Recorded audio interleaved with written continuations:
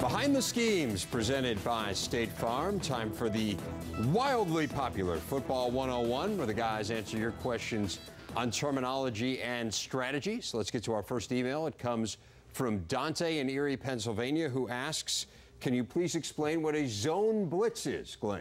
Well, Dante, that's an excellent question. And, you know, it was a concept that came up a number of years ago by defensive coaches to confuse offenses. And the first thing I like to mention that, you know, there's literally dozens of zone blitzes.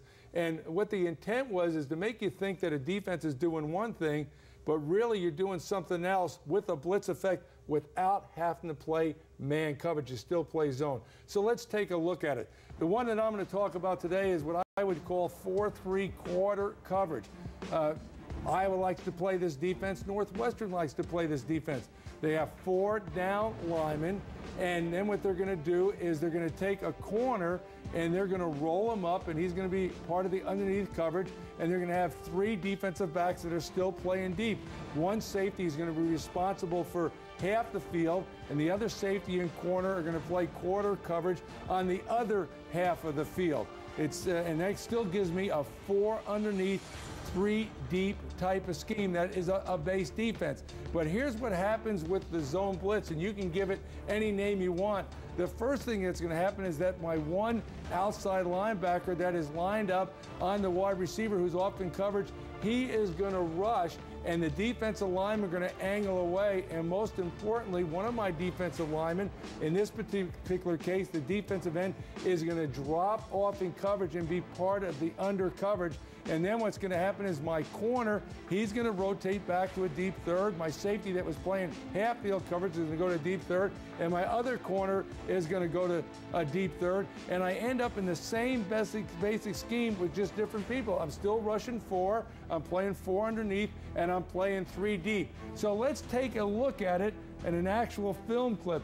Here you've got Northwestern playing Penn State early in the year, and they line up in that 4-3 quarter coverage that I talked about. But watch what happens in the zone blitz as this play develops.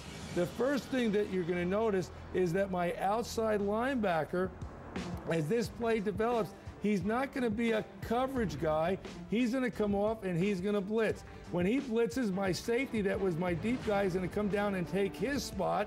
And then my people are going to rotate back to that deep third. And most importantly, here's Corey Wooten, Northwestern's outstanding defensive end. He's going to drop off and he's going to be part of the under coverage. So let's watch it as it develops. You'll see my linebacker moves in and he's going to blitz. Safety's going to come down. Corey Wooten's going to come off. And all of a sudden, you have a very effective zone blitz. I've stayed sound against everything they do, but I have totally confused not only the quarterback, but the offensive lineman. Absolutely. Interesting stuff. Well executed there by the Wildcats and by Coach Mason. Let's get to one on the other side of the ball. This, we'll give it to you, Jerry, from Jordan in Charleston, Illinois. When a play breaks down and the quarterback scrambles, do the players just improvise? You know, in most broken plays, that's exactly what happens. I mean, we've seen plays break and a great athlete makes a big play.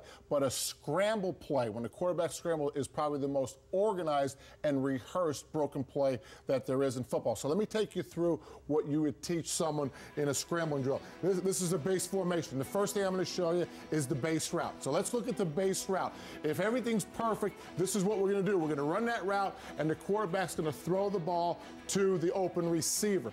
But what happens if we break our protection? What happens if the quarterback starts to scramble? We have to tell the receivers what to do. That's the blue lines. And basically it's this. The wide receiver to the side of the scramble, he runs to the end zone. He takes the top off the coverage. Everyone else, meaning all the other blue lines, they start working in the direction of the quarterback. And they try to insert themselves so they're at least 5 yards apart. So you can see what we have here. We have the wide receiver who is the closest to the scrambling quarterback, take the top off the coverage. Just run down the field, and now you see the other blue lines. They're inserting about 10 yards between one another. Let me show you an exact play that happened here with the offense here. Watch as the ball is being snapped. This is Michigan State. Okay, we're scrambling left. Cousins is going to scramble up. There's our 5 receivers, the 5 blinking people. Once they recognize that it's a scramble, watch the wide receiver to the bottom of the screen. He takes off, and you can see the Michigan State players inserting into the coverage.